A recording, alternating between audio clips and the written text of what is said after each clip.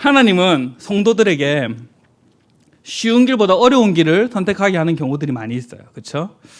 내 생각으로 따져보면 이렇게 하는 게 맞고 저렇게 하는 게 맞는데 하나님의 뜻은 다르지 않는 경우들이 너무 많이 있죠. 억지로라도 하나님께서는 우리들의 방법이 아니라 하나님의 방법으로 맞춰가기 원하시는 것으로 이렇게 인도하시는 경우들이 많이 있습니다. 대부분 다들 느끼셨을 거예요. 그렇죠? 오늘 나오는 보아스 3장에 보면 룻의 청혼을 받고 엄청 기뻤어요. 룻이 발밑으로 들어와서 청혼을 할 때 얼마나 기뻤겠습니까? 그런데 그것을 참고 기다리고 인내해서 룻의 청혼을 받아들이기 전에 여전히 장애물이 있다 이야기하면서 첫 번째 기업 물을 사람에게 가봐야 한다라고 이야기를 했죠. 보아스보다 더 가까운 친족이 있었습니다. 보아스보다 더 가까운 친족. 보아스는 두 번째, 넘버 원이 있었던 거죠. 그래서 그 가까운 친족이 기업을 물을 것인지 기업을 물지 않을 것인지 그것을 확인하기 전까지는 보아스가 룻을 아내로 삼을 수가 없는 거예요. 서로 좋아하고 서로 이렇게 부부가 되기를 원하는 그런 마음이 있었지만 그래도 그것을 참았었던 거죠. 이 절차를 밟는 과정이 정말 재미있습니다. 오늘 4장 1절에 보면 성문에 올라가서 앉습니다. 성문에 딱 올라가서 앉아서 당시 성문은 그렇죠. 그냥 문이 아니라 그 지방의 여론 수련장 같은 곳이었어요. 성문이. 그래서 민사상, 형사상 어떤 중요한 재판을 할 때 항상 성문에 올라가서 하는 일들이 있었어요. 공개 재판을 합니다. 성문에 올라간 것은 공개 재판 때문에 올라간 것입니다. 어쩌면 룻이랑 보아스는 서로 흠모하는 마음이 있었을 텐데 보아스는 모든 절차를 편법으로 하지 아니하고 공정한 절차를 거쳐야 한다라고 이야기를 하고 있는 거예요. 보아스는 이 당시에 지위도 있었을 겁니다. 영향력도 엄청 있었던 사람일 겁니다. 그 지방이 유력한 자다라고 이야기했으니까 그런데 그 지위와 영향력을 행하지 않고 지위를 통해서 하는 것이 아니라 영향력을 통해서 하는 것이 아니라 은밀히 문제를 해결하려고 하는 것이 아니라 공개적으로 모든 사람이 보는 앞에서 그 말씀의 절차를 따라서 이 고엘 제도를 이야기하고 있는 것을 볼 수가 있어요. 여러분, 사람이 그래요. 자기 손에 들어온 거 있잖아요. 자기 손에 들어온 것과 마찬가지 기회에 내 손에 딱 들어오기 전까지는 사람이 여유를 부릴 수 있습니다. 돈도 그렇죠. 엄청 많은 돈을 가지기 전까지는 우리 그런 말 많이 해요. 돈이 그래 많이 필요 있나? 적당히 내 쓸 만큼만 있으면 되지라고 이야기하지만 있어 보면 어떻습니까? 모르겠어요. 저는 있어 본 적이 없어서 모르겠는데 있어 본 사람 말로는 더 가지고 싶어 하죠. 그렇죠? 그런데 너무 머니까 그게 좀 여유로워 보이는 것 같아요. 이 보아스 입장에서도 그랬을 것 같아요. 룻이 손만 뻗으면 내 것 같은데 내 게 아니죠. 공정한 절차를 거쳐야 하는 거죠. 참 손만 뻗으면 잡히는 곳에 룻이 와 있어요. 그런데도 절대로 욕망, 욕구, 방법에 따르지 않고 말씀이 규정하고 있는 방식을 그대로 따라가는 거예요. 우선적 순위를 따라서 다른 사람에게 우선권을 내어주죠. 여러분, 참 우리의 모습을 보면 욕구가 동하면 바른 방법보다 편법을 사용하는 경우가 정말 많이 있어요. 참 정석대로 가는 것이 아니라 그냥 빨리빨리 좋은 게 좋은 거다. 그런 경우들이 너무 많이 있어요. 그런데 보아스는 그러지 않습니다. 왜 그렇습니까? 보아스의 마음속에 하나님을 향한 깊은 두려움이 있었어요. 깊은 겸손한 마음이 있었던 겁니다.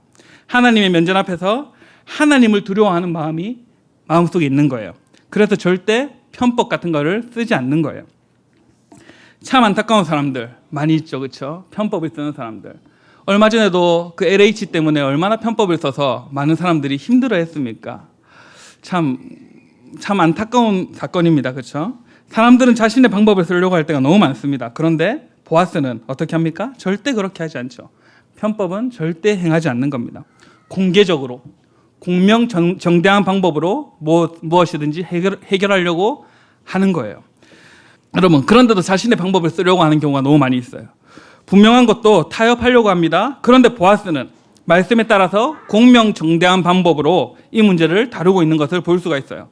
보아스의 이 자세는 하나님의 섭리를 인정하는 겁니다. 주권을 인정하는 겁니다. 그런 하나님의 섭리와 주권을 인정하는 백성들이 가져야 할 삶이 바로 보아스의 삶이라는 거죠. 우리가 아무리 원한다고 해도 하나님께서 주시지 않으면 얻지 않으려고 하는 믿음의 결단이 있어야 하는 거예요. 이것이 내 손에 왔다라고 생각을 해도 이거는 하나님이 노하면 노라는 반응을 우리는 보여야 하는 거죠. 우리는 세상을 살아가는 동안에 하나님의 당신의 방법으로 주시지 않는 것들을 너무 많이 취득하려고 하고 있어요. 그런 탐하는 마음을 절대 가져서는 안 되는 것이 우리 그리스도인이 해야 할 일인 것이죠. 사랑하는 여러분, 성도는 그냥 정직한 것이 아닙니다. 하나님의 면전 앞에서 정직해야 하는 거예요. 사회적으로 봤을 때 와 정직하다 이런 것이 아니라 하나님의 면전 앞에서 너무 정직한 사람이 되어야 하는 거예요. 참 한국 사회가 정직하지 못한 것은 우리 성도의 책임이 크다고 생각을 해요. 성도가 참 정직하게 살면 한국 사회도 정직할 텐데 라는 생각을 하고 있죠. 엊그제 뉴스에서도 또 어떤 한 목사님께서 식당에서 갑질을 하시다가 어마어마한 갑질을 하셨더라고요. 그러고 또 세상의 질타를 받기도 했어요. 제가 요새 이렇게 유튜브 같은 거 보면서 청춘기록이라는 그 드라마가 한 번씩 떠요. 박보검 나오는 드라마고 하이라 시네라 나오는 드라마죠. 그거 보면서 하이라랑 시네라처럼 신앙생활하면 정말 멋있는데 그 사람들의 삶이 맞죠. 그 신앙이잖아요. 그런 사람들처럼 사는 그리스도인만 있으면 세상이 얼마나 멋질까라는 생각을 해보기도 했습니다. 사랑하는 여러분, 이 룻기가 쓰여진 시대, 이 시대가 사사기 후기 시대죠. 이 후기 시대의 주제가 그겁니다. 왕이 없으므로 자기의 소견대로 옳은 대로 행하니라. 왕이 없어서 지 하고 싶은 대로 자기 꼴리는 대로 하는 것이 이 시대의 특징이었습니다. 이 시대에서 보아스와 룻은 어떻습니까? 자기 소견에 옳은 대로 하는 사람들이 너무 많이 있어요. 전부 다 자기가 하고 싶은 대로 하는 사람들만 있는 그 상황에서 참 말씀을 중심에 두고 사는 거예요. 다 자기가 하고 싶은데 참 말씀을 중심에 두고 살아가는 것. 자기 소견에 옳은 대로 하는 것이 아니라 성경이 규정대로 행하는 대로 말하는 대로 살아가는 것. 그것이 바로 보아스와 룻의 삶이었던 거예요. 옛날에 종화 목사님께 제가 그런 거를 물어본 적이 있어요. 어떤 사회적 문제, 좀 민감한 이슈에 대해서 목사님, 이런 이슈에 대해서 어떻게 생각하십니까? 라고 하니까 목사님이 성경에는 이렇게 나와 있다라고 이야기를 하셨어요. 그래서 제가 그거 너무 성경대로 이야기하시는 거 아닙니까? 라고 제가 말을 했죠. 그러니까 목사님이 딱 그러시는 거예요. 그러면 우리가 세상을 평가하고 잣대를 매길 때 성경이 아니면 무엇으로 매기냐? 딱 이 말을 하는데 제가 그때 해머로 머리 한 대 맞는 느낌이었습니다. 참 기본인데, 정말 기본인데 세상을 평가하는 기준도 성경이어야 하고 우리가 살아가는 기준도 말씀이어야 하고 모든 것이 말씀의 중심이 되어야 하고 하나님의 면전 앞에서 거룩하게 살아야 하는 것인데 우리가 그때 당시 공부 열심히 할 때니까 이론 같은 거 막 들이대면서 이야기하니까 성경이 잣대가 되어야 한다라고 딱 이야기해 주셨어요. 기본을 잃었던 거죠.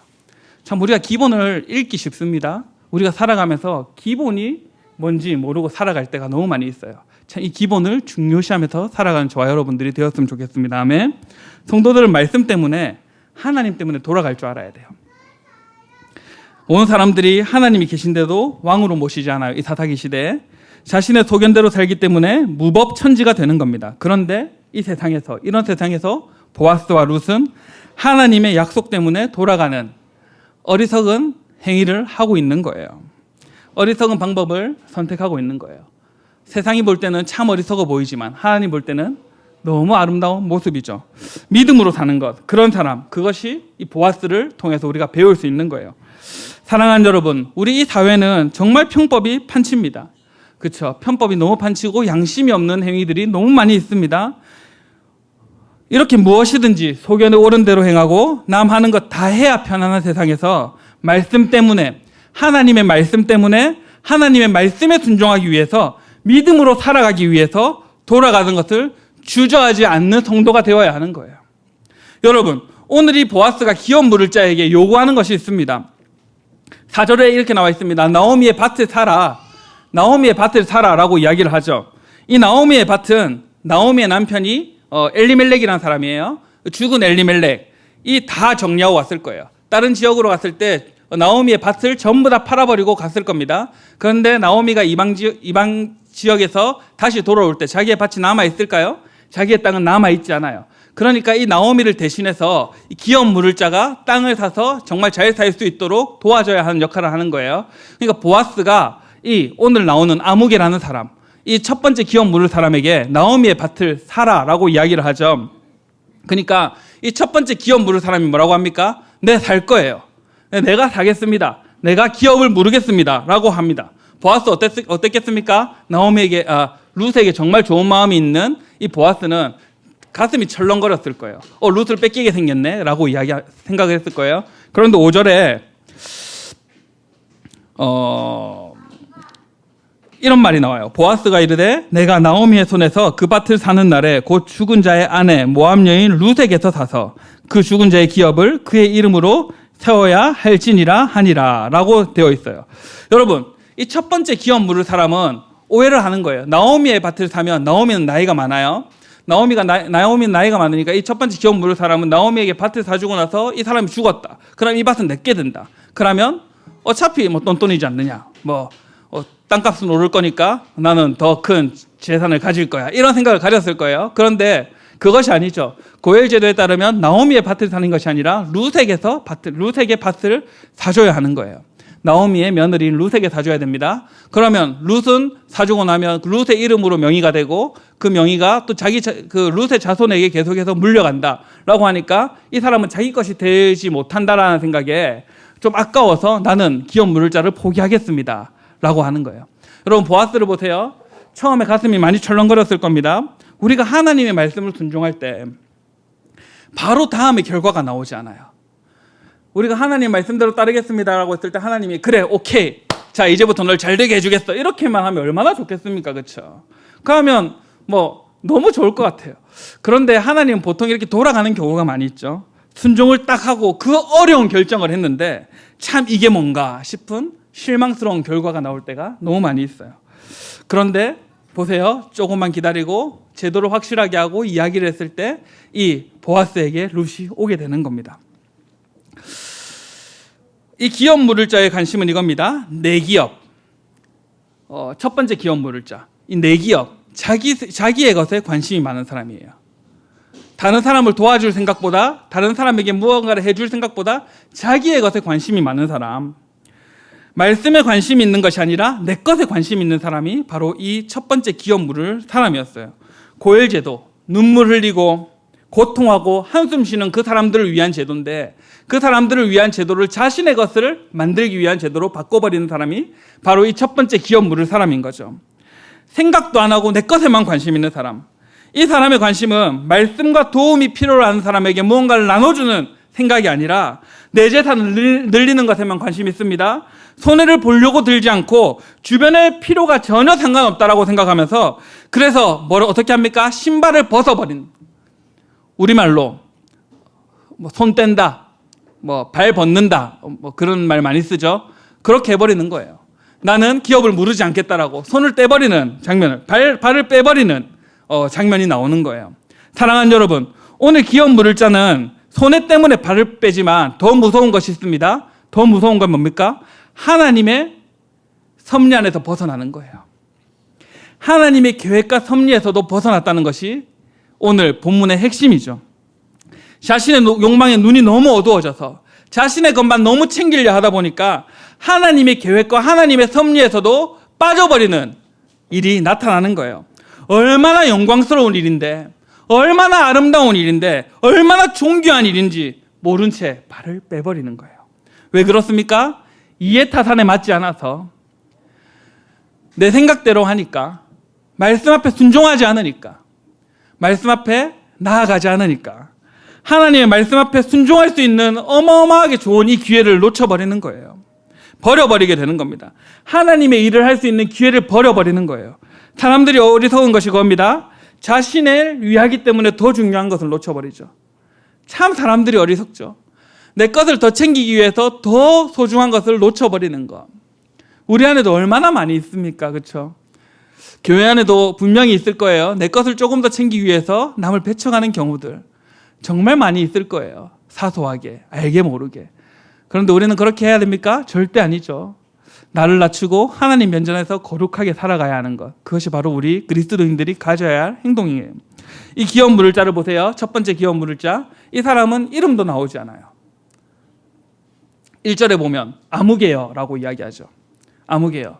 우리말로 해석하면 어이, 어여. 어여 이건 좀 웃긴가요? 아버지가 어머니께 어여 이러시던데 어여, 어이, 헤이, 뭐 미스터 뭐 이 정도 되겠죠. 모르겠습니다. 제가 잘 모르겠지만 아무개요라고 이야기를 합니다. 룻 말고 다른 며느리 이름도 나오거든요. 뭐 오르바라는 이름도 딱 나오는데 딱 한 번이지만 나오는데 이 사람은 이렇게 비중 있는 이 사장이 전체를 책임지는 이 비중 있는 역할임에도 불구하고 이름도 나오지 않아요.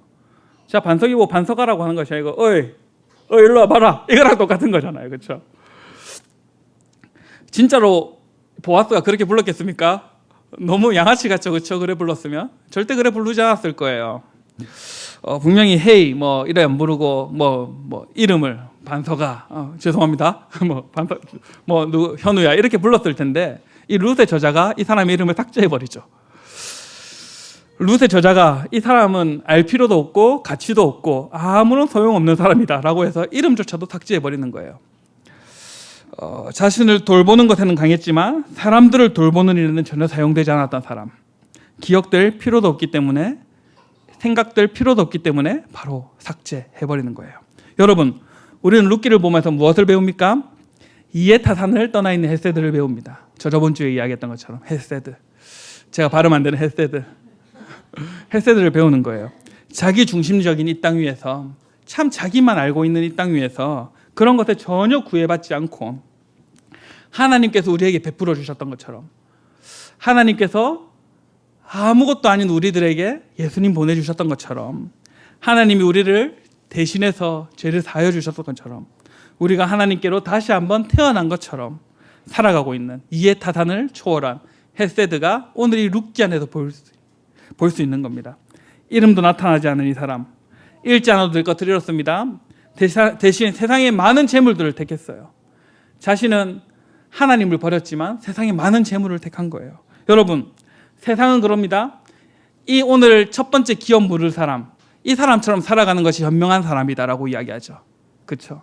세상은 이렇게 자신을 위해서 사는 것이 현명한 삶이다라고 이야기를 합니다. 세상은 이 사람이 정말 지혜로운 사람이다. 이렇게 살아야지 부자가 된다. 이렇게 살아야지 참 모범이 된다라고 이야기를 하죠. 세상의 교육도 그런 것들을 많이 가르치죠. 경쟁하고 하는 그런 상황 속에서 이 사람처럼 자기만 알아야지 내가 많은 것을 얻을 수 있다, 성공할 수 있다라고 많이 가르칩니다. 그런데 중요한 것이 무엇입니까? 아까 이야기한 것처럼 잃지 않아도 될 것을 잃어버리는 거죠. 이 세상 그렇게 살면 정말 성공하는 것 같지만 여러분 죽고 남 죽는 길이죠.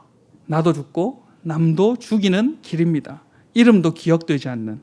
주님은 우리 이름 아시는데 그 이름 다 잃어가면서 그냥 어여, 어이, 헤이, 미스터 이런 걸로 사는 어리석은 사람들이 있는 거예요.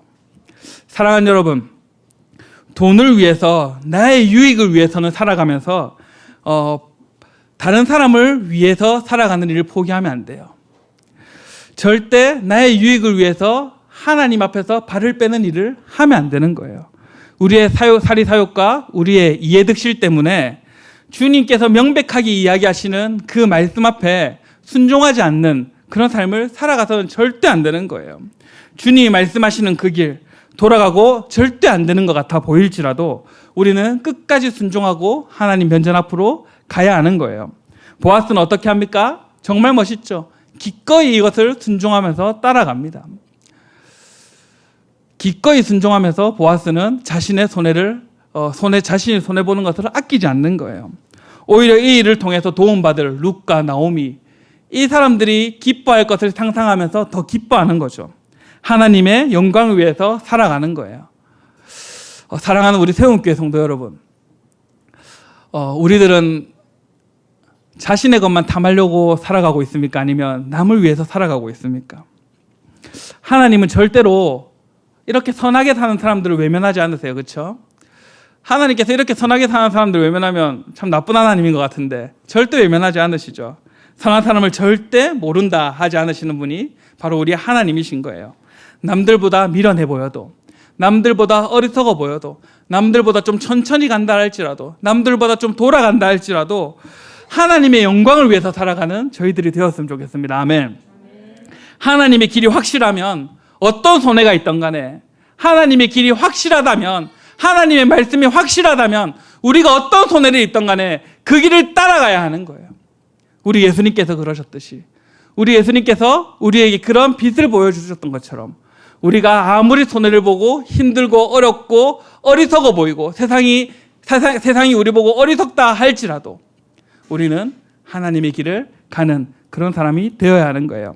오늘 찬양처럼 고린도후서 6장 8절에서 10절처럼 우리는 속이는 자 같으나 참되고 무명한 자 같으나 유명한 자고 살아있고 징계를 받는 자 같으나 죽임을 당하고 근심하는 자 같으나 항상 기뻐하고 많은 사람을 부요하게 하고 아무것도 없는 자 같으나 가진 자라는 것이 바로 오늘 이 말씀에서 드러나는 것 같아요. 사랑하는 세움교회 성도 여러분, 그렇게 살아가는 저와 여러분들이 되기를 소망합니다. 아멘. 우리 함께 이 찬양으로 주님 앞에 고백했으면 좋겠습니다.